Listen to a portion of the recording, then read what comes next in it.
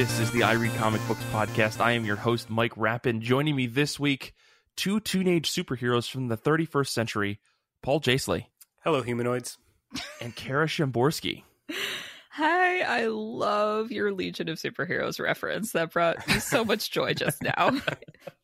This is episode 284 of I Read Comic Books. We're so excited today to talk about comic books.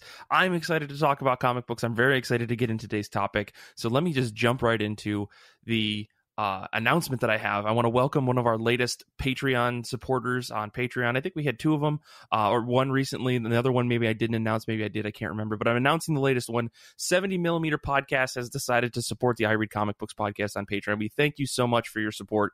You know, good luck. I hope you can get through the backlog of episodes, because I was looking at this the other day, and on Patreon we have easily like 50 plus Patreon specific like episodes of content just for people who support. So good luck with that 70mm pod. I want to say shout outs to our buddy Slim over on that podcast for supporting the show and everything. But anyways, let's get into things. Let me ask the legally mandated question that I have every single week, which is, how have you been?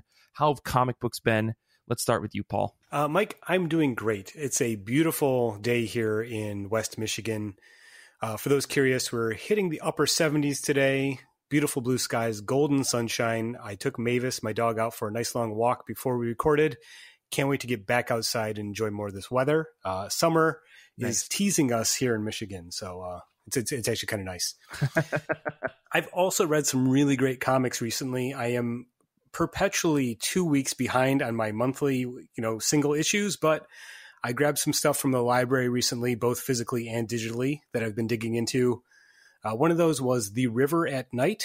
This is an OGN by Kevin Huizinga, published by Drawn and Quarterly back in 2019. It's been on my to-read list since then, and I'm glad I finally made myself go to the library and pick up the copy to read. It's a tremendous, tremendous book. One of the best, most engaging comics I've read in recent memory. Kevin Huizinga is a cartoonist who has been doing sort of self-published and through Drawn and Quarterlies, these sort of short story collections about a main protagonist named Glenn Ganges.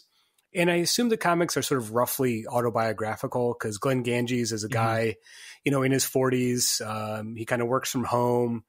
The stories are sort of slice of life type stories about his everyday experiences. Some of them are kind of strange and dreamlike at times. Other times they're just very plain and ordinary, sort of an American Splendor kind of vibe to it.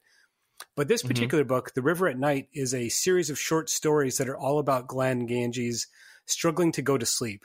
He drank too much coffee in the evening before he went to bed.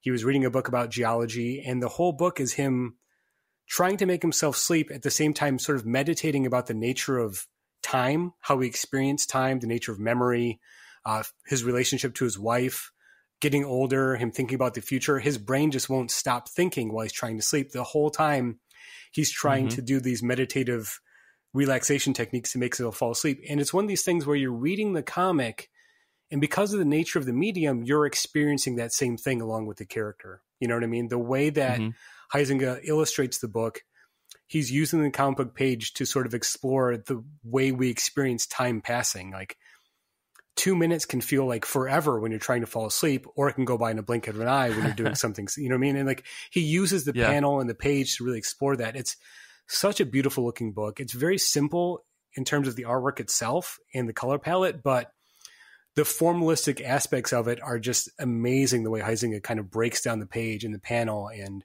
is able to illustrate these concepts in a really engaging way that I think is more interesting than if you were just to just read a sort of philosophical text about the nature of time. You know what I mean? He's really using the medium itself to do it. And it's one of these books that as soon as I was done with it, I was like, man, I have to take this copy back to the library and just go buy a copy for myself to read and read over and over again. So it's a tremendous book, and I highly recommend it. If you've not read Huizinga's stuff, it's very unique and very engaging. So it's a good one. I have two comments on this excellent description. One, I forget where I heard this, what context it was in, but it's stuck with me for years now, that comic books are the best medium for, as a creator, being able to control the flow of time, and as a reader being able to control the flow of time. Like if you're reading a book, it's a little different because you don't have, like with a comic book, when you go to a different panel, you're experiencing a different like spatial reality, like you're doing a jump, so your mind is filling in what happened in between those two panels, whereas in a book everything's spelled out for you. And in a film or a TV show or anything like that, you're following along at the same time speed. And I know people say like, oh, well, what if I listen to audiobooks at 1.5 speed? No, stop it. This is not about that. Right. But like when you're reading a comic book, you and the creator in this kind of like weird dance through time where they're trying to pace things, but you could always just kind of look at a panel for like 10 minutes and then move on. Exactly. And so that's kind of, so that's like a unique thing of comics. Also, my comment to you, Paul, I say this with the deepest love and affection. Why would you want to revisit the harshest part of our current reality in a comic book on your free time? The book, I'm sure... I'm sure this book hit a little differently in the year 2021 than it did in 2019. Spent a lot more time thinking about the nature of time and having time to self-reflect and contemplate. But I don't know. I think it's a tremendous book. I think Huizinga is an incredibly gifted cartoonist, and I need to read more of his stuff. He has roots here in West Michigan. So listeners who are familiar with some of the local highway signs may know where the name Glen Ganges comes from. I'll leave it at that. So it's a specific trivia. Reference. The other book I read was equally fantastic, was the third collection of the current Daredevil run. This is Daredevil issues 11 through 15, written by Chip Zdarsky, art by Marco Cicchetto, colors by Nolan Woodward, and letters by Clayton Coles.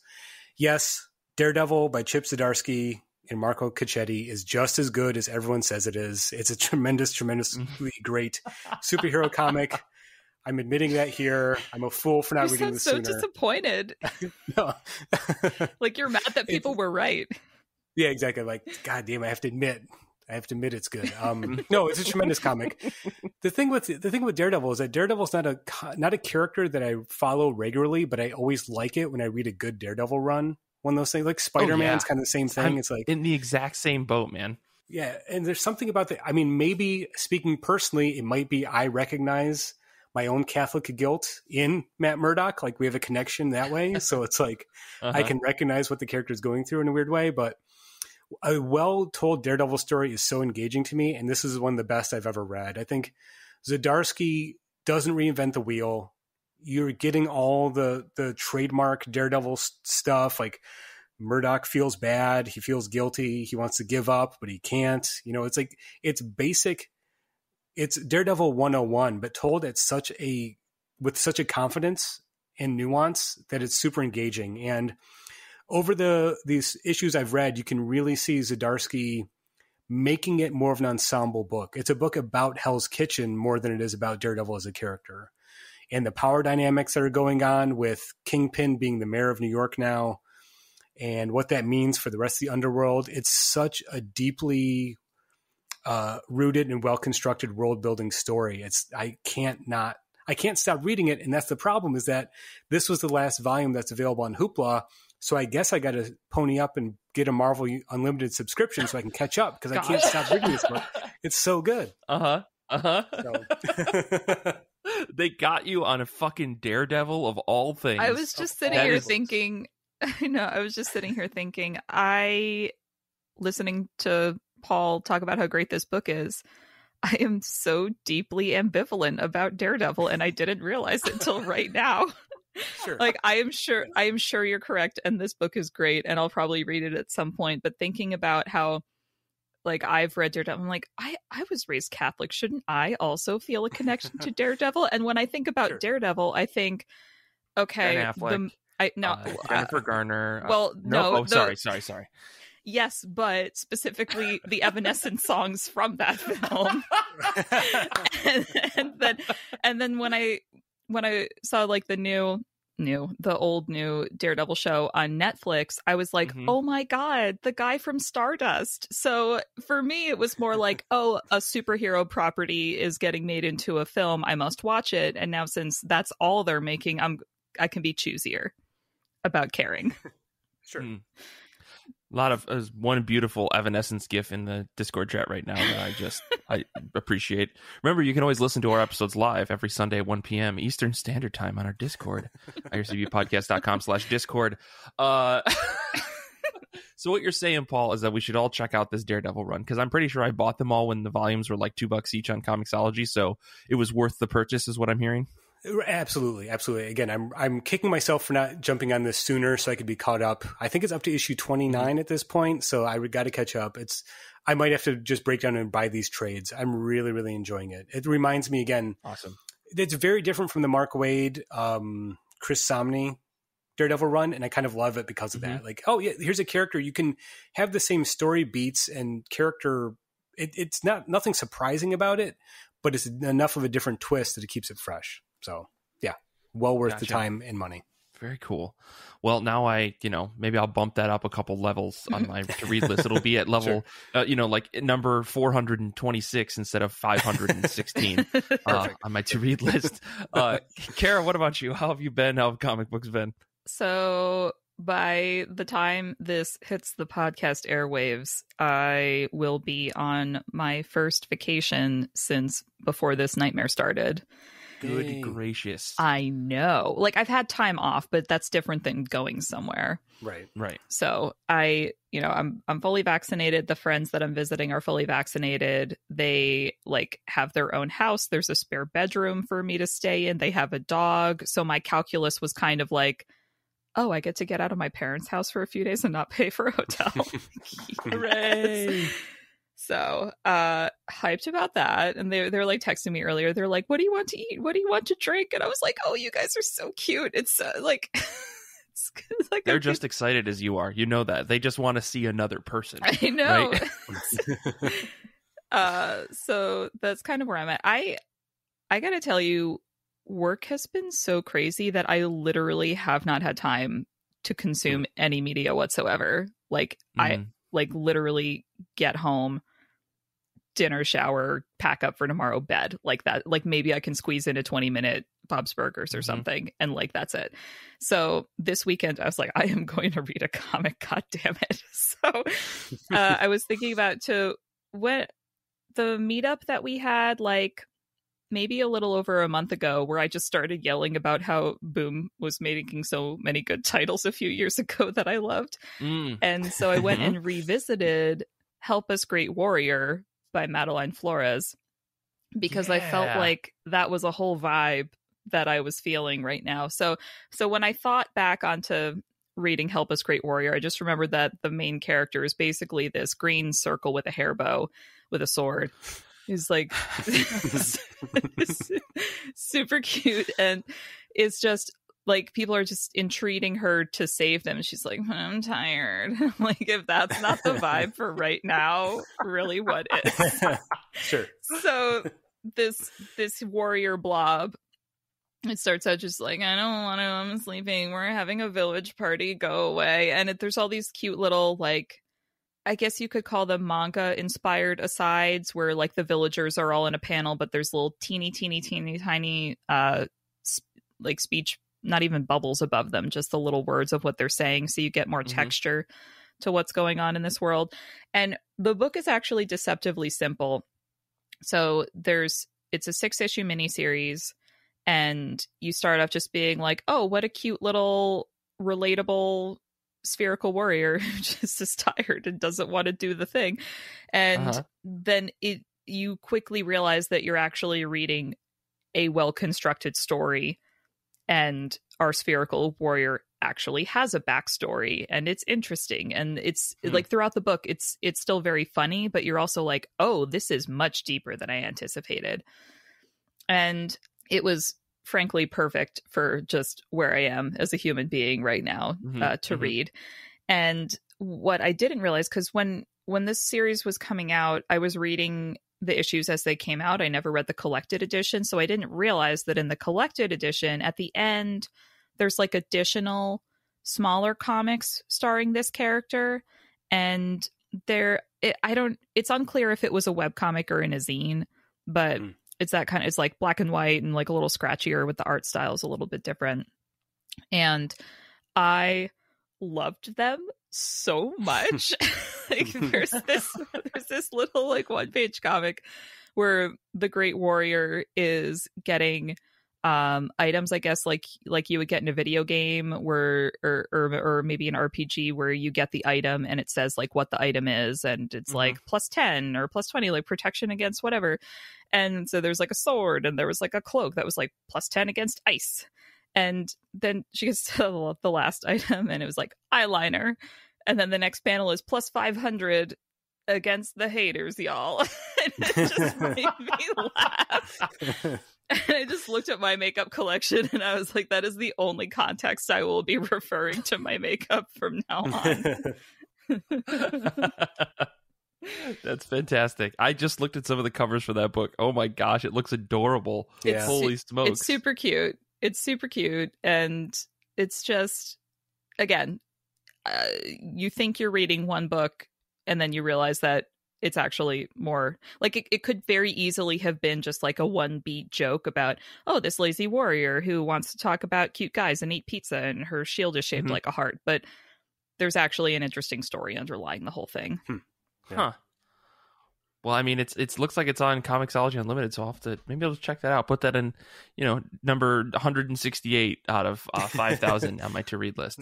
Mike, if I prioritized Iron Fist for you, you can prioritize Help Us Great Warrior for me. I'm never gonna live that down now, am I? All right. Well, you know what? Screw it. I'm borrowing it right now. Let me get that link back open. And this has happened. I'm reading this tonight. And Kara, if I hate this, Mike, I'm not going to tell you. If I love this, you're going to know. Mike, it's a fast read. You will literally get through the whole book in 20 minutes. There's like 4 panels per page. Perfect. Well, for me, I'm doing okay. And by I'm okay, I mean, before we started this show, Kelly was leaving the apartment and she was very worried for me because I sprained my ankle yesterday and she feels that I can't survive without her being in the house to help me with things because I was in a lot of pain yesterday. My ankle was like swollen up like a balloon, and it's awful. Don't ever go upstairs is basically my word to the wise, because that's what happened to me, and then I sprained my ankle. And the worst part about it is that I bought a new bike Friday, and I was gonna ride it yesterday on Saturday. Then I sprained my ankle, so I'm not going to be able to ride my bike for a little while, which is awful. No. But, it's okay. I was forced to stay home and read comics all day yesterday, which, darn. I guess I was going to do anyways, but, I couldn't ride my bike before I read the comic books. That's pretty much the only thing that changed. But, yeah, otherwise, I've been doing okay. And I did read some interesting stuff in the past week or so. One of the books that I read was Beastars Volume 1. Everybody probably saw this on Netflix at some point when it was being promoted. It has a very much horny vibe to it. It looks like a book that's going to be about anthropomorphized people doing horny things, except for it's not. It is a murder mystery where the idea of this story, and it's so funny, it came out in the same year as Zootopia, has the exact same premise. They're herbivores and they're carnivores, and they live side by side in society. But what if the carnivore went crazy and decided to eat or kill an herbivore? And that's kind of the premise of it. Somehow these books and these creators have nothing to do with each other. They just happen to come out the same year. It's insane. But yeah, the premise is, our main character is this big, huge gray wolf, and they describe him in I don't know, he's big, he's 250 pounds, super brawn and blah, blah, blah, but he's a really quiet, introverted guy, and he was best friends with this sheep that got killed, and so everyone thinks that he killed the sheep, but the mystery, even by the end of the first volume, isn't solved. It's this big question of who killed the sheep. There's a bunch of carnivores here, there's a bunch of herbivores who are now constantly being scared. Our main character, I didn't write his name down, ends up befriending / kind of in this weird will they won't they relationship with a dwarf rabbit woman. So she's just very small and super cutesy, and he's big and domineering, and I'm this is just fucking Zootopia but somehow hornier. and I keep saying the word horny, but and Zootopia, whatever, you can Google some problematic things and strange things from Zootopia, but okay, I'm gonna find that. I know what you're talking about. Keep going. Yeah, but somehow the way that some of the pages are laid out in Beastars, I was just whoa, where's this book going? And in the next page they resolve it in a non-sexual way, but I'm just wow, there's some stuff in here that I could get. I understand why there's so much doujinshi about this book out there on the internet. So yeah, I read this for a book club. It was very interesting. I feel like I want to keep reading it because it's actually a good story. It just like took me by surprise, the direction that the story went. And some of the more villainous characters are probably some of my favorite anime villains I've read in a manga for like a very, very long time. So yeah, I think I'm going to keep reading this, but it was very surprising. And I did do that. And I figured out that Zootopia and Beastars came out the same year because I was just curious. And I was like, holy shit, they came out within months of each other. So who knows? Maybe Paru Itaki, who wrote this series, is also a ghostwriter for Disney movies. We'll see.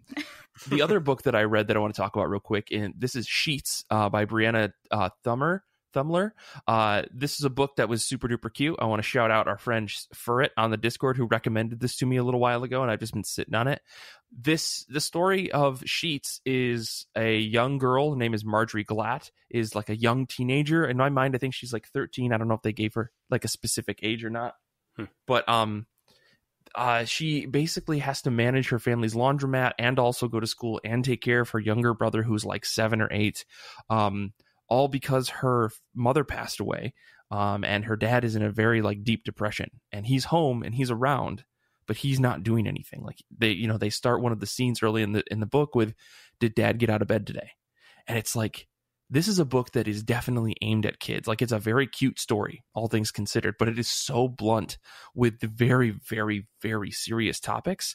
And yeah, I was really impressed by how like simple the book was, but also how like intelligently it touched upon these very serious topics that I think work in a way that will allow kids to understand what's going on.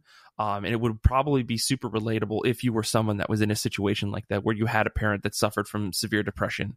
And it's very dark in some manners, but I think that the whole book itself is about death, because Marjorie, while she's trying to help her dad and take care of this stuff, she's also going to school, also dealing with this guy who's trying to buy their laundromat so he can build a spa, because whatever.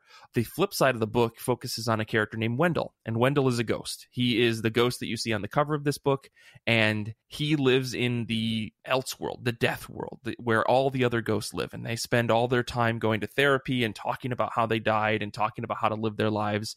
But Wendell doesn't want to stay here anymore. He died when he was very, very young. He wants to go back to the real world, so he finds his way back to the real world, and he runs into Marjorie Glatt, our main character. But they don't really recognize or run into each other until later in the book.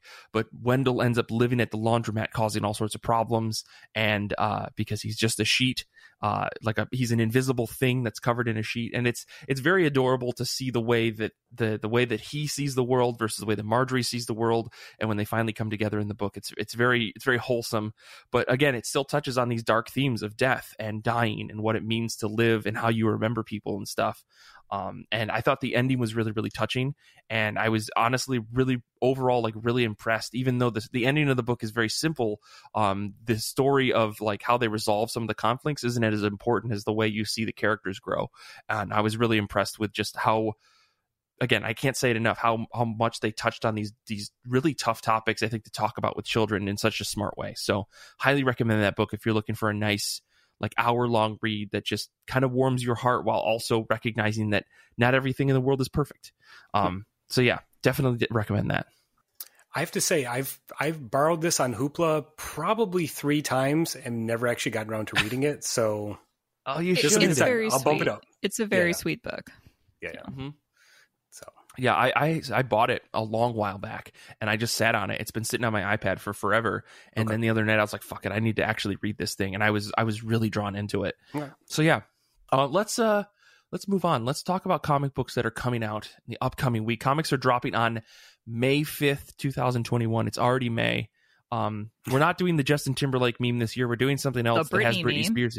Yeah, right. The Britney meme. Yeah. So send it to us in your Twitter response for this week's show. But let's talk about comic books that are coming out this week. Let's kick it over to Kara. What are you excited for? Okay, so maybe excited for is a strong turn of phrase when it comes to comics coming out this week. But I'm not. Okay, so I picked Star Wars War of the Bounty Hunters #1. Mm-hmm. And this this selection was kind of a small journey for me, like a small, like 2-minute journey, because I saw the title and I was like, well, of course they're releasing a Star Wars book the week of May the 4th, like, duh.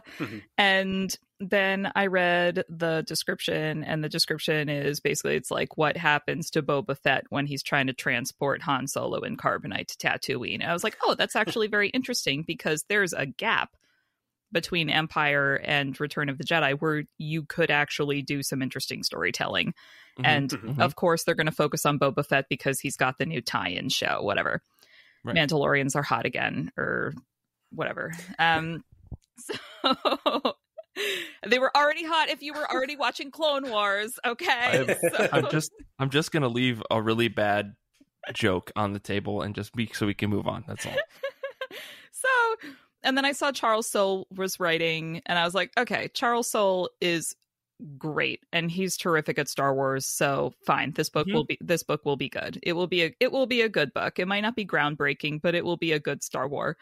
And then I scrolled down the preview page that I was looking at, and I saw there's like 50 variant covers for this book. No, of course. Like there's so many, and they're all of Boba Fett, and there's only so many different ways you can draw Mandalorian armor. So it was just so boring.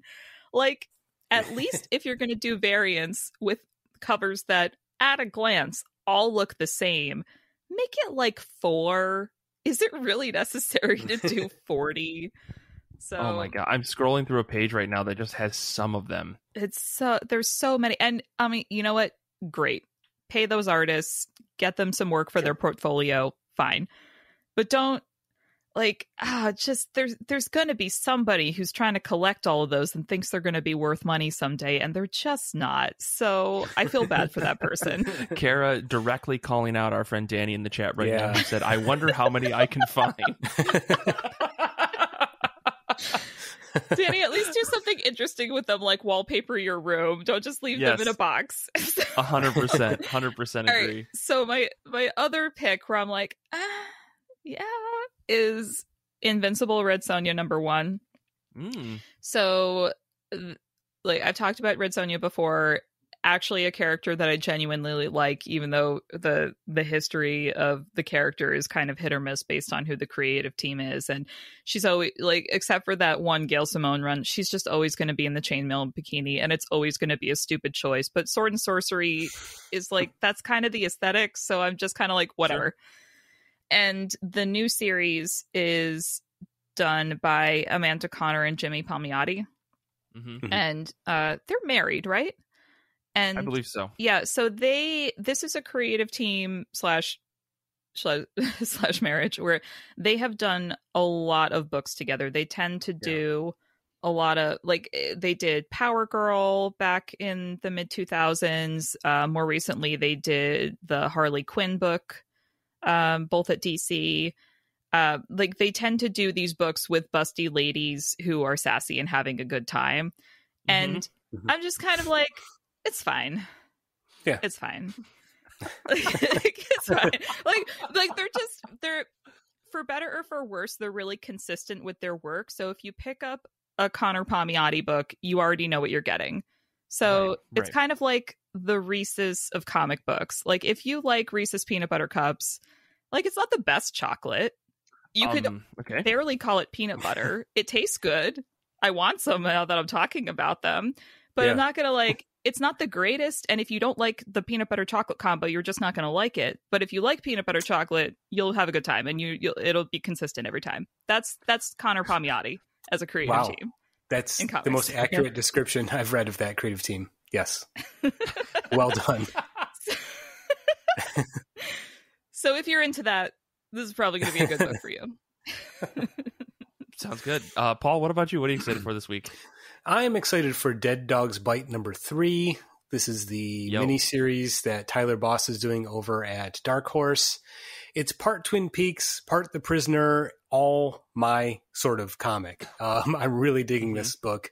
The main premise is that the main character, Jo, is a teenage girl. She's searching for her missing best friend. The rest of the town doesn't really seem that concerned about finding her friend, and the local police department is kind of actively telling Jo to stop looking. or, to maybe let them do their job. And, again, we're only 2 issues in, but that second issue really hinted at there's a bigger mystery about the actual town itself, the town of Pendermills, where the story is taking place. It seems like there's a mysterious figure who owns the local candy store that shares the name with the town, where everyone seems to work. There's also the local mayor, who seems very, very protective and secretive about the local census data about the town, all of which is hinting at there's a deeper mystery that Joe's trying to unravel. But what's kind of more interesting, again, the Twin Peaks sort of analogy or comparison, is that the way this story is told is almost more interesting than the mystery itself. Tyler Boss is such a formalistic creator in his writing and his art that you're caught up in looking at the details of the panels and the comic and the pacing even more than you are trying to unravel the mystery. I'm having more fun reading it maybe than I am trying to figure out what the story is. So, and I like the way that Boss has if you've read Four Kids Walk Into a Bank, he has a very particular style and sense of humor. And this book adds a really dark, mysterious, almost scary aspect to that. The balance of the humor and the mystery and dark nature of the story works really well for me. It's, again, Twin Peaks is the go-to example, and as a Twin Peaks fan, as I'm always going to compare it to that. But it's hitting all the same notes for me, and I'm really appreciating it for that. Yeah, I definitely agree. This was going to be my pick as well for this week because, man, Tyler Boss is just nailing it with this book, and I 100% agree with you that it's like the story is okay, but it's more the way that he's telling it that's the more interesting side of things. Yes. That Pendermills peppermint logo is mesmerizing. At first, I was like, "This is kind of dumb," and then the more I saw it, I was like, "Can I get that tattooed on my forehead?" Yeah. But the way it just appears, the way it sort of appears everywhere is almost like a talisman or sort of like mark. It's really fascinating. Then you also have an omniscient narrator who's telling the story. That is he a part of the town? Is he do other people in the town see him? There's a lot going on here, and it's going to be a fun book to actually go back and reread once it all comes out. Absolutely. Well, before I get into my pick, as I've been talking about since the beginning of the year, we're giving away some comics money to people. If you mention the show, shout us out on social media in some capacity and tag us. This week we have a winner, Philip G on Instagram. Thank you so much, Phil, for mentioning the show, and I'm glad that you enjoyed BL Metamorphosis because that book's amazing. I'm going to send you a DM, and hopefully we can get you some money on Comixology to your local comic shop or to Midtown Comics, whichever is easiest. And remember, if you guys do that as well, could be entered to win $20 for comic books. We want people to read comic books this year. Just please let us give you money to read comic books. The other thing I want to talk about, we got a couple people on Discord that gave us their picks for this week. Saint and Cinco both said their pick is going to be The Good Asian #1. I'm also very excited about that book. And Danny said his pick was, he gave me a little bit of preamble for this, and he said, I'm sorry, I have to get the event book. So he's getting Heroes Reborn #1. So I'm waiting for Danny to just give me a report about that, because there's no way in hell I'm reading that book. But good on you, Danny. I appreciate you taking the bullet for all of us. My pick for this week is Hellions #11. This is by Zeb Wells with art and inks by Steven Segovia, colors by David Curiel, and letters by Ariana Maher. All I can say is, the same thing I've said a billion times about this book. Hellions continues to be the most I don't care books. Like, I don't care X-Men book that I absolutely love. It's so far-fetched and weird without trying to do what I think a lot of like Deadpool books do or Harley Quinn books do sometimes, where it's just like, I'm going to pull a penguin outside of this salamander's butt. Hellions does that kind of stuff, but it makes sense in the story, I guess. Not necessarily to that extreme, but it feels really wacky, but all within the guise of X-Men stuff. And so maybe there's just like this rose-tinted glasses of, it's okay, it's X-Men over my eyes for this book. But I find it to be amazing. I mean, the solicit for this book is sometimes a fantasy, ... Psylocke versus Betsy Braddock in a 30-year-long battle. Empath's misdeed come back to haunt him, and Mr. Sinister's teeth hurt. What's going on here? The solicit even says what is going on here. if you're not reading this book, I will say that the thing that's happening right now is the X-Men or the Hellions team has gotten sucked into a game of life or death with the one and only Arcade. If you're not familiar with Arcade, his whole thing is, I want to murder you, but I am Jigsaw from the Saw movies. And so the Hellions are trying to survive. And of course, because death means nothing to the X-Men right now, it's kind of a question of like, why is there even a risk here? But, you know, nobody actually wants to die. So it's very fun. It's really fun. And, you know, Zeb Wells has written a lot of really fun, goofy shit with all of these characters. And I'm just absolutely loving what he's doing with this book. So, of course, this is my pick for this week. And Saint in the chat also agrees it's one of his favorite books as well. Their favorite book. So, yeah, I think that's it for now. We're running really long today because we're just all so excited to talk about our topic this week, which is revisiting Spawn, or talking about the man, the myth, the legend of Todd McFarlane, and specifically 2 very long articles that were really, really insightful. So we're going to come back and we're going to discuss all of that in just a minute.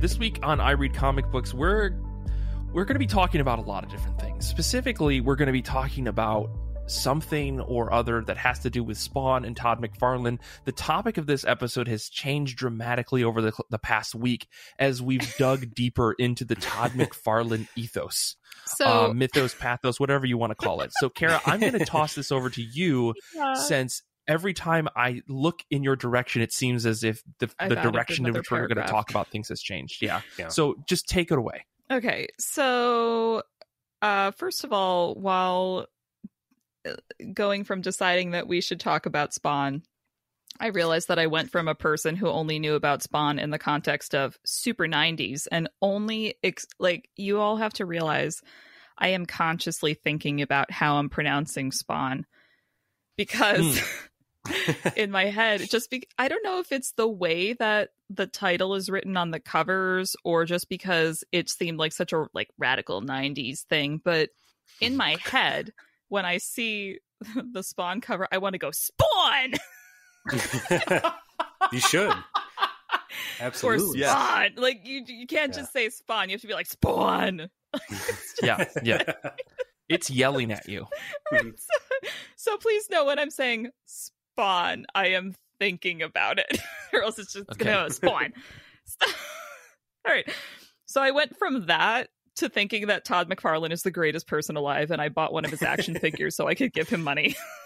Oh my gosh! Like that's where we're at right now. This was like a 0 to 110 in like 24 hours. So So we started talking about this because I saw an article pop up on trashbird.com, aka Twitter, from this website called Shelf Dust, and the article is called "A Sharper Image: Kim O'Connor on Spawn #1." And so it's this writer Kim O'Connor writing about the first issues of Spawn and how it's really impossible to discuss Spawn as a property, as a character, as a story without kind of knowing what was happening to Todd McFarlane, its creator, at that time. So cast your mind back to 1992 when I could not even like form words yet, but you know, it's fine. So 1992, early 90s, Todd McFarlane and Rob Liefeld and Jim Lee and Jim Steranko. Who else? Rob Valentino or all I don't know. I don't know who was in there. Yeah, like all these Marvel creators were just like, forget this, and broke off of Marvel Comics to form Image Comics because they were really frustrated with how they were being treated as creators, as artists, like the whole stop me if this sounds familiar, but like work for hire is kind of garbage, and they weren't really feeling it, or they were just creating this work that they felt either like wasn't being marketed correctly, or editorial didn't really want to listen to them, or they were just being overlooked because it's like, but it's not about you, it's about the property. And it's like, but but without the creators, the property wouldn't exist in the first place. So all these Marvel creators were just like, bump all this. Went to make Image Comics, and it sounds like Todd McFarlane was maybe not like the ringleader, but he was definitely the guy who was like pulling the other guys in. Like he was kind of the networker of making that happen. So, and for those of you who are listening who are just like, the fuck is Todd McFarlane? So 90s Spider-Man, big eyes, lots of webbing. That's kind of like how they started like the collectible cover thing with that first Spider-Man issue, and Todd McFarlane had to like fight to get the visuals to be like kind of his style and not just a repeat of previous things. And now those covers are like, for me they're iconic because they're really indicative of like it is the 90s.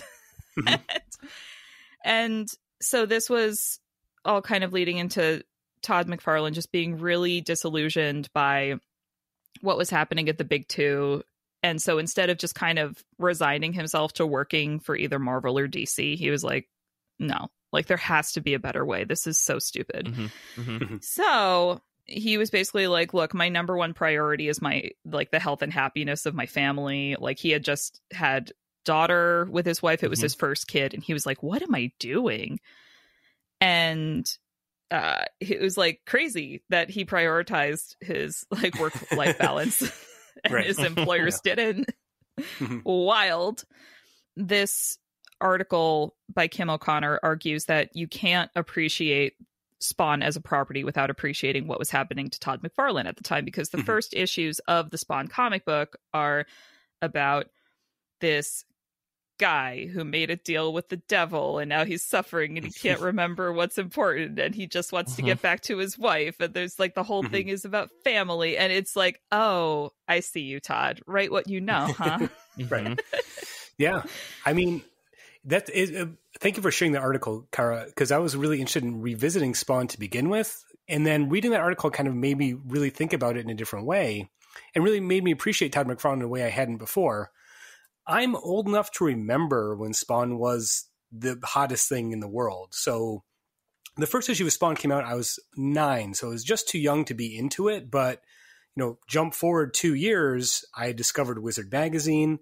I thought the Spawn action figures looked cool, so I bought a couple of them. And then the action figures came with the copy of, you know, Spawn #1. So I got in that, and I went to my local shop and bought the back issues, you know. Talk about the way to get someone hooked on a series. Holy smokes. Exactly. Like not only do you have the comic, but you have the action figure, but you have the comic that tells the story. Like, oh my God. I mean, we can talk about Todd McFarlane as a marketing genius because he gets it. Well, I think we'll get into that. Yeah, I mean, that comes in. So linked to in this article that I was just talking about was this 1992 interview that Todd McFarlane did with Gary Groth, which apparently this is a thing. I didn't realize it was a thing, but I copy pasted like a good quarter of this interview into our document because I was like, oh my God, like the toy thing, like selling a toy and putting your comic book in there. So part of this interview was Todd McFarlane venting his frustration that the marketing departments at Marvel and DC at the time, and I would say still now, don't really know how to market their stuff. Like, so this quote is where Todd McFarlane, like he says, quote, kids are supposed to telepathically know that there's a kiddie comic book out there and stop playing Nintendo and rush to their comic shop. Like the mere existence of these comic books is good enough for them to sell. The promotional people are locked into a frame of mind. They don't give a shit about more than issue #1. And I was just like, what the fuck? It's 30 years later. We're still having this conversation. Exactly. Well, I would argue that I feel like we've circled back on the cycle, right? Because I feel like we got away from it for a little bit and now we're back to it. But it's like Todd McFarlane is doing his bit to break that cycle by saying, you want to buy my cool looking action figure? I get that. Have my comic book. See if you like this too. And it's just like that different... He had a different approach. Yeah. And I think that's what's interesting to revisit, because when I was discovering that stuff, there was a very strong pushback against Image. A lot of the old guard comic book creators who had been doing it for decades said, oh yeah, these kids are flash in the pan. These Image books, they're all sizzle, no steak. They're never going to sell. And then you see Spawn #1 coming out and selling 1.7 million copies. And it's almost like McFarlane saying, this is what we've been telling you. Kids are buying comics because they look cool. I don't know who was writing Amazing Spider-Man in the late 80s, early 90s. All I know is that Todd McFarlane was drawing it and it looked awesome. You know what I mean? So them saying, like, what's selling these books is our artwork. We need to be financially compensated for that and recognized for that. And then proving it. I mean, Todd putting his money where his mouth is and proving it with Spawn. The fact that Spawn is still going 316 issues later, it's the longest continually published independent comic of all time. That's a testament to maybe his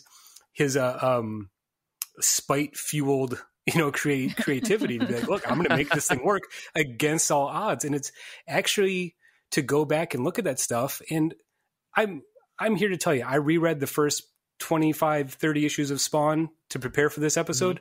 It's not a particularly good comic. No. But it's so exciting to especially look back in this context and think the way that independent comic books are made and marketed today is because of the success of this book. And the success is almost purely because of Todd McFarlane's artwork. That is a book that's designed to be looked at and not read. And when you approach it in that regard, it's like, of course 13-year-old kids bought the shit out of this book. It looks awesome, So there's multiple quotes I pulled from this McFarlane Groth interview where he's basically like, of course I'm not a good writer. Like I'm not the best artist. Like he literally said, Gary Groth said, do you think you're a good writer? And Todd McFarlane said no. And then Gary Groth made him elaborate. But he was basically like, he said, quote, I mean, fuck, I didn't let some little thing like not being able to write stop me. So I didn't really see where that should actually be that much of a problem. Unquote. Exactly. And I'm like, this dude is the best because we're just, I think as a Western culture, as America, as a culture, we're really geared towards this. The ideal is striving for perfection and being the best and making the most money and doing the most things. And just everything is more and more and more and more. Fine. But Todd McFarlane is like, you could argue he went and did that thing, but that was never his point or his goal. That was like the happy accidental byproduct of him understanding what the consumer actually wanted. Like multiple times in this interview from 1992, he's like, I am not, he said, I am not, he was like, I'm not trying to be the best. I'm doing a thing that resonates with these kids and they're the priority because they're the ones that are buying my book and they're the reason that this is working. Like, I'm not going to listen to editorial. I'm going to listen to like fan feedback. Right. And talking about how he's like, I know I'm not making a great book. Could I make it better? Probably. But like, why? Like everything's working right now. And I'm like, thank you. Like where is this attitude elsewhere? He's like at one point, like Gary Groth brings up that you sold 1 million copies of Spawn. Like, that's great. And Todd McFarlane's like, but that's not the point. Like, I just want to be able to support my family and make comics because I love comics. I wasn't trying to sell 1 million copies. Like, that's just Todd, come on, let's be honest. You were trying to sell a lot of copies, but I understand his sentiment, right? His goal isn't to necessarily outsell Marvel and DC. His goal is to make comics that are fun, that appeal to people what they want, and maybe get rich doing it. Like, sure. I get that. And like, cause his thing that he keeps coming back to in that article is like, I just want to make comic books that are fun. And I'm tired of someone looking over my shoulder. Like, he goes on when he talks about Spider-Man, right? When he talks about like, people were saying, how come you gave him so many webbings? How come you're not drawing it like, John Romita? How come you're not doing this? How come you're not doing that? And he talks and elaborates on that, saying like, I want to make a Spider-Man that is new and different. I don't want to become an emulator of John Romita. That would be no fun for me. And in 10 years, if some kid jumps on, Spider-Man and they want to not make the Todd McFarlane Spider-Man, they should be able to do that. He's like, this character doesn't have just one style. And they get into a little bit about like, you couldn't have been famous without Spider-Man. And he's like, yeah, so fucking what? Like, well, that I appreciated his attitude of, well, I would have just gone across town to DC and like maybe taken over Batman. Like, he's full of this confidence and bravado, but like, is he wrong? Like, if he was doing something that was working at the time, like he would have found an audience. It might have been smaller, but it might have happened. It's probably undeniable that Marvel gave him that extra exposure, and they do go kind of back and forth about that in this interview, but he's just kind of like, Well, I mean, that's the thing. Again, going back to revisit this stuff, I remember when this stuff was coming out, and the reason his artwork, especially at the stage of when he's doing Spawn, those first dozen issues of Spawn, it looks dated and of its time because everyone is ripping him off. If you look at other comics coming at the time, people were trying to draw like Todd McFarlane. Like, his style was so emulated and so copied that, of course, that's what it looks like. That's what comics look like for a brief period there. And it's like, I think it's a testament to his intuition. When you read articles about or interviews with Todd McFarlane, you kind of realize that dude is still 16 years old and he knows what 16-year-old kids want to read. Yeah. And that's why those books are successful, you know? And I think that's what's really interesting about this stuff is that when they push back and say, well, this comic isn't very well written. And I can tell you, it's not well written. Like, there's way too many words in Spawn and none of them add up to anything. But when he gets that criticism, he says, you know what? I'll have my friend Alan Moore write an issue of Spawn, and then I'll have Neil Gaiman write an issue of Spawn. Then I'll have Frank Miller write an issue of Spawn. I'll get Grant Morrison to write an issue of Spawn. Like, now what do you think? You know, it's like, if there's a one-upsmanship and him trying to outsmart his critics that I really appreciate now. I think at the time, being an impressionable DC fan, I kind of was sympathetic with the people that are critical of Image. I was never a big Liefeld fan or McFarlane fan, but going back, I really, really appreciate what those guys did because, again, the late 80s, early 90s was a very writer-centric market. Comics were being marketed because of who was writing them.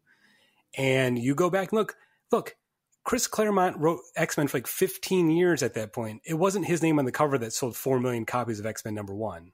It was Jim Lee. You know, so them being able to reframe the market and say, no, it's an artist's medium, you know, and we can use that and make ourselves wealthy doing that. Like, I got to respect the game, man. I mean, it's really impressive.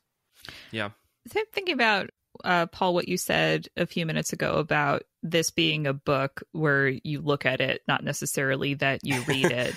You know, like, I'm all about words when I was looking at this, but once I actually kind of like sat back and look at the page as a whole, I'm like, this is crazy. Like, everything's dynamic, everything's extreme.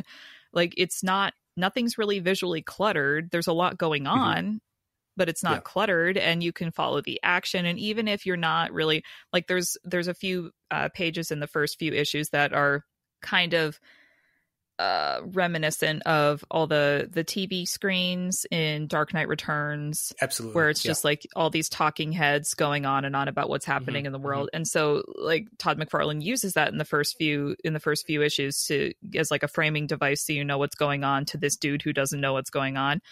And it was just bad. But you know, if I skipped that page and just went straight, like, even if I didn't read everything, I was like, oh, talking heads, I can move on. Like, I know what happened. So, and just the stylized nature of this book, it just, like we said, so 90s, but because he did that thing and everyone was like, oh, that's rad as hell, I want to do that. I think those books, they hold up because of that. Like, you look at him like, oh, Todd McFarlane, he might downplay his gifts, but he's very intuitive about the way a comic book page should look to be exciting and to make you want to keep reading it. And it's all there on the page. I think other artists of his generation, I think Liefeld's art has changed a lot over the years, but you look at that early stuff, there's a sloppiness to it, and it's dynamic and exciting, sure, but I don't think it's aged as well as McFarlane's art. I think McFarlane is maybe a stronger artist in terms of composition. So in that regard, it's well worth revisiting Spawn just to kind of look at it. But Mike, you've been kind of quiet. I know Kara and I have been talking a lot about Todd McFarlane and our newfound appreciation of Spawn. I really want to know what your history with Spawn is. Sorry, you guys started talking about like buying action figures, and then I fell down a hole of what possible action figures you could buy. Right. It started with the McFarlane products, and then it slowly bled back into Dragon Ball Z, One Piece, and Demon Slayer, which is my current obsession. But that being said, my history, just to answer Paul's question really quick, my history with Spawn is, so I saw the movie when I was young, right? Like in high school. And all I remember is John Leguizamo out of that movie, right? I don't remember anything else. Then when I was really into Image, right? Like right before the Invincible War happened. So like anyone who read all the Invincible series know that there's a big crossover event that happens in the Invincible comic where all the characters from the Image production like line, like Youngblood, Spawn, Savage Dragon, all the big players that like the Max, all the shit that like the Image creators had created way back in the day, they all show up in Invincible at one point. And I was like, wow, if all these guys are going to show up, I better pick up all these books to say what's happened. And that was me becoming John Wayne. And so I grabbed I read some Spawn issues because it was like Spawn like 250 or something came out. I don't remember what it was. And I was like, cool. And they said it's a perfect jumping on point because it's fucking comic books. And I was a sucker. So I grabbed it. And I think I read like 5 or 6 or 7 issues of Spawn. And I was like, so he's the king of hell now? What? And so I think I read those issues and I was like, okay, that's fine. And I ended up giving them away a long time ago. And then I really don't ever think of Spawn except for the part where Greg Capullo, I think, was a regular artist on Spawn for a long time. And I think Nick told me about that. And I was like, oh, that's interesting to see that guy went from drawing Spawn to, drawing one of the most popular Batman runs in the last 20 years. And then I watched the Spawn movie on Wednesday this past week. Sure. You guys, did you know that that's a really bad movie? Yeah. Like not like I did you would know. expect a bad superhero movie to be. Like, it's truly a bad film that happens to star a superhero. Martin Sheen is in it. There's a really bad Apocalypse Now reference right in the middle of the movie. Only for Martin Sheen because he was in it. And everything's bad about it. The whole thing's bad. It's absolutely just a garbage movie. The only person who showed up to play the game was John Leguizamo. Actually, I will say, what's his name? Michael Jai White, I think. He actually does well as being like the broken Spawn character, but the writing and the just dialogue and action and everything is just god awful. So I don't have high hopes for Spawn. Ultimately, is what it comes down to. Well, let me tell you, Mike. So there is a new Spawn movie in development hell, and Jamie Foxx is attached, and that makes me feel casually hopeful about an eventual end product. I mean, let me just say, I will not say that. I don't think that the movie is a reflection of the comic. I will say that, right? It might be. Look, this is not, again, it's not the best writing. It's very like everything is about my wife, and I have feelings about that. And so that is the whole movie. Yeah. So it's the movie. I do think that if that movie was made now, the special effects would make it maybe be more visually exciting, like the comic book. Whereas in the early 90s, it's like, I think your ambitions are higher than the limits that you have. But even if they made it now and it was bad, maybe it would even be good to look at. Like, Avatar is not a good movie, but it's fun to look at. So maybe it could be like that. No. I actually have a lot of leniency in my mind for bad 90s graphics because I understand, right? Like, one of my favorite 90s movies to this day is Double Dragon. And if you've ever seen that movie, it's god awful with its with its practical and its special effects. I still love that movie to death because it is a fun movie. Whereas Spawn is seemingly like the most ridiculous concept. It doesn't even follow its own continuity. There are entire scenes. I watched the professionally released version of this movie. There are scenes that just don't have audio, like, or not. They have music but no dialogue, and people are clearly talking in them. And I had to rewind to think that there was like a headphone problem. Nope. A guy, the angel guy, who's clearly somehow more evil than I don't know, he seems to be evil even though he's supposed to work for heaven, like shows up and he says something, that's supposed to be important because it's a close-up on his face. Yeah. And there's no dialogue. I was just blown away. Like it's just a bad movie. Just a bad movie. Okay. So let's go back to the toys then, because going back to this theme of Todd McFarlane really just being like, I don't like the system, so I'm going to create my own, and being a little more adventurous with some of the marketing and merchandising opportunities than maybe some of his peers in superheroes, and like maybe trying the movie and maybe that didn't work, and going back to the toy thing, and back to the idea of Todd McFarlane just eternally being a teenager and knowing what kids things are cool is going to sell. So the current Todd McFarlane thing is making these really well designed, thought out action figures of various nerd properties. And I bought one today because which one did you buy though? Because looking at these, I was like, man, these are rad as hell. A common theme for this episode.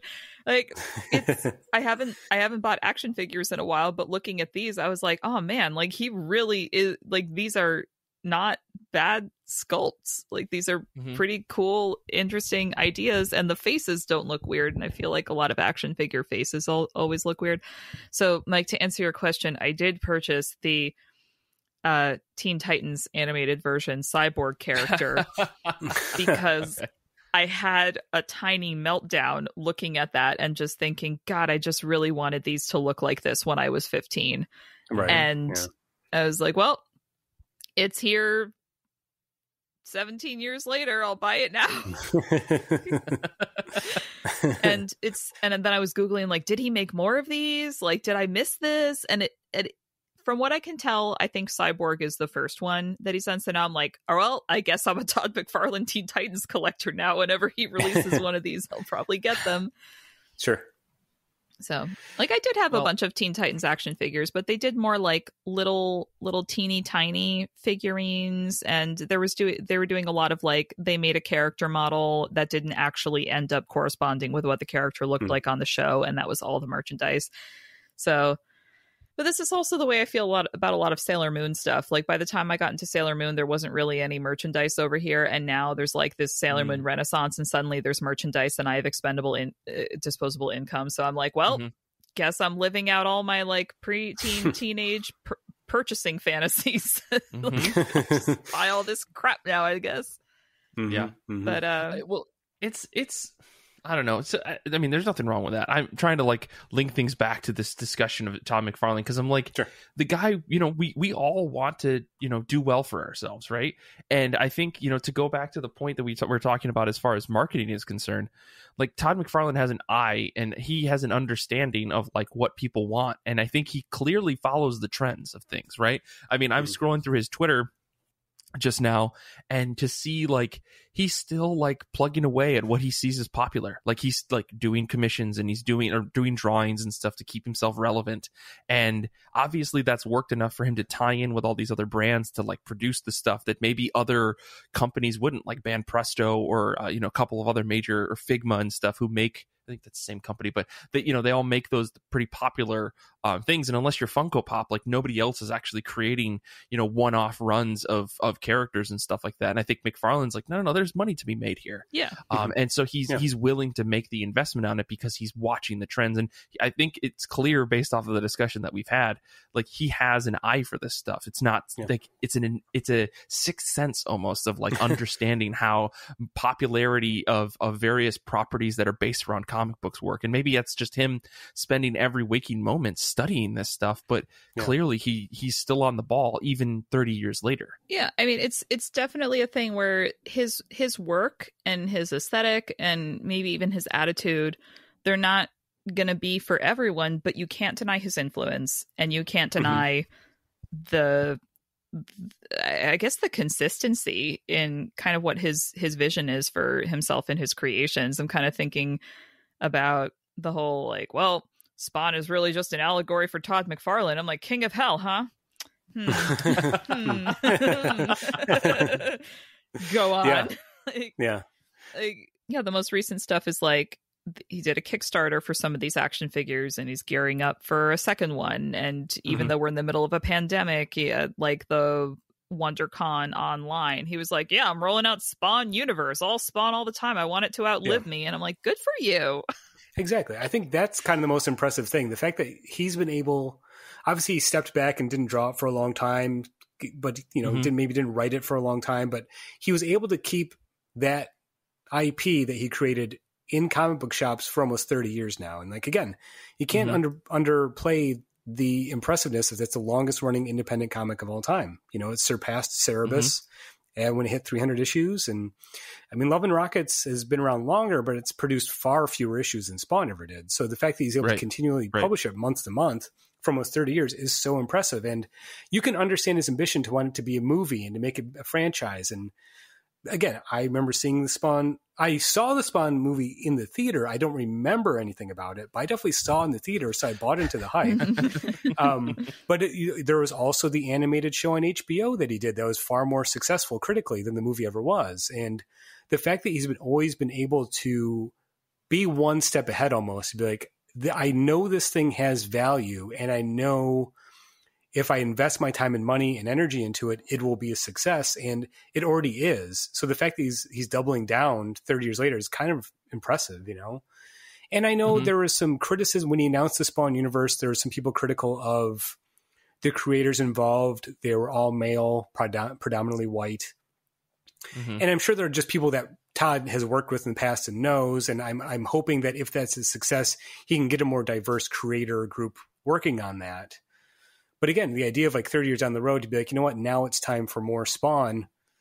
It's audacious in a way that I have to respect, So it's believing your own hype to a level that it manifests itself, and it works. I don't even know if he's like believing his own hype. It feels more like he's genuinely like, no, like I want to do this. I'm going to do it. I have the resources. Now's the time. Like everyone, he was saying in these interviews about this rollout of Spawn Universe, he's like, this is crazy time for comics. Movie studios can't churn shit out. So we get a chance to get some of those eyeballs. Like, why are we not taking advantage of this?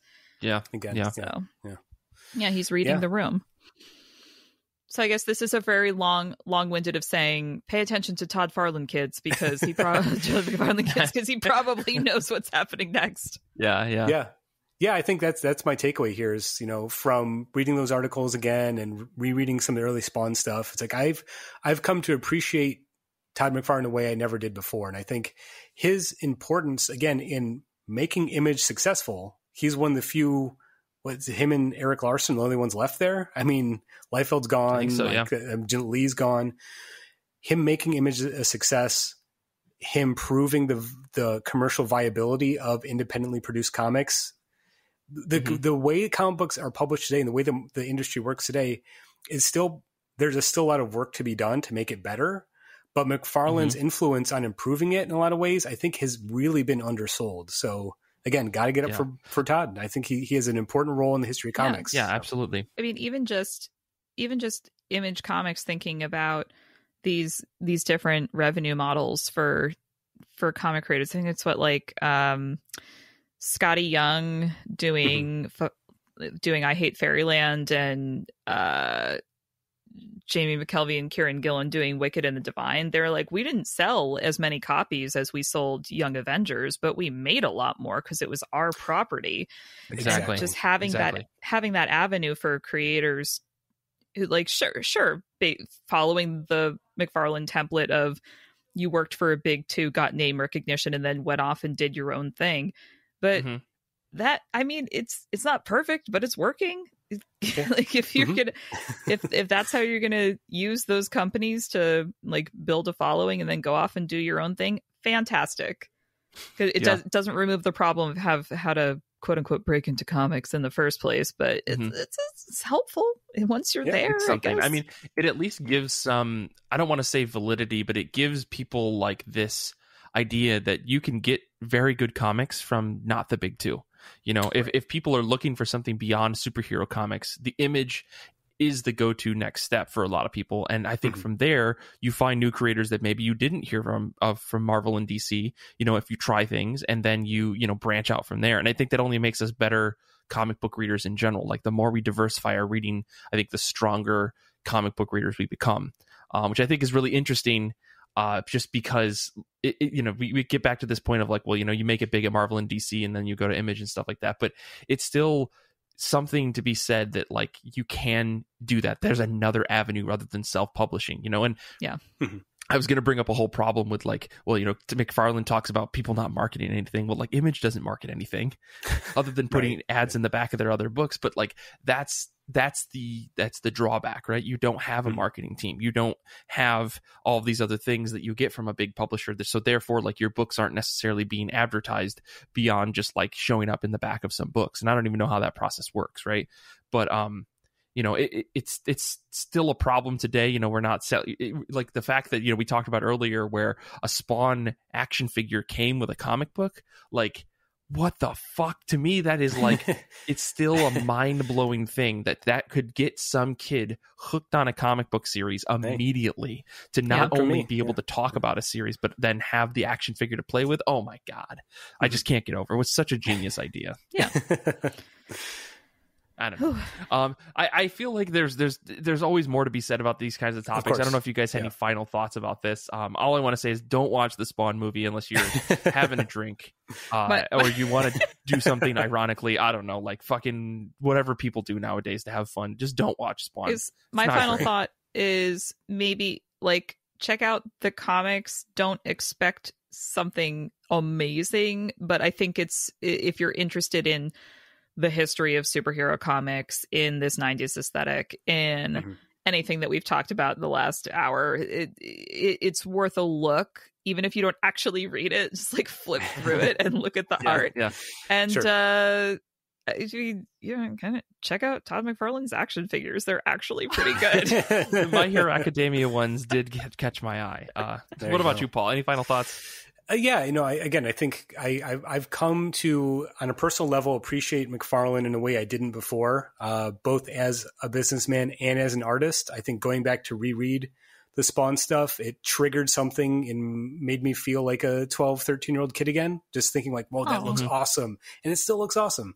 So I really appreciate that. And I actually finally read the few issues that Grant Morrison wrote, and those are the issues that Greg Capullo started drawing Spawn. So if nothing else, check those issues out because they're really cool. Morrison does some really interesting stuff with Spawn that I didn't think other writers really tapped into. So again, final thoughts. I think, go ahead. No, go ahead. I was going to say again, McFarlane's role in the history of comics, I think, has been undervalued. So I'm glad we got a chance here on the show to kind of hash it out and talk about it a little bit. Yeah, the one thing I regret we didn't bring up was the Neil Gaiman, Todd McFarlane dispute that's out there. There are plenty of articles that you can go read about that. It is a goddamn mess, and I don't think it was would be valuable in the conversation today, but I highly recommend you look up the issues with Angela, the character, and all that stuff when it comes to the Todd McFarlane estate. So, Mike, we got to do a part 2. I feel like we must do a part 2.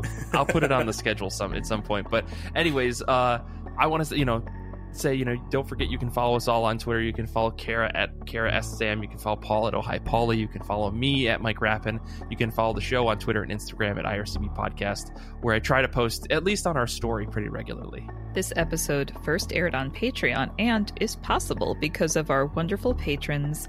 Join today for exclusive series like IRCB Movie Club, Saga of Saga, and more. Join now at patreon.com/IRCB podcast. And if you haven't already, please take a minute to rate and review the show. I think 5 stars is a fair rating. You can do that on Apple Podcasts, Stitcher, or wherever you listen to podcasts. It honestly does help spread the word about the show and get new listeners to IRCB. Join the IRCB Podcast Discord community and chat about comics and more. You can listen to our episodes live as we record them at ircbpodcast.com/Discord. And it would really help us out if you tell a friend or two, maybe the people down at your local comic shop, about the show. Infinity Shred is the best band in the universe. They do all of our music. We can't thank them enough. Xander is our editor and just a cool guy in general. We want to thank him for all the time and effort he takes to, make this show sound great. I want to say thanks to everyone out there who's listening live. Same Aaron, Brian, Nick, Danny. I saw Oscar was in here, KVVYS.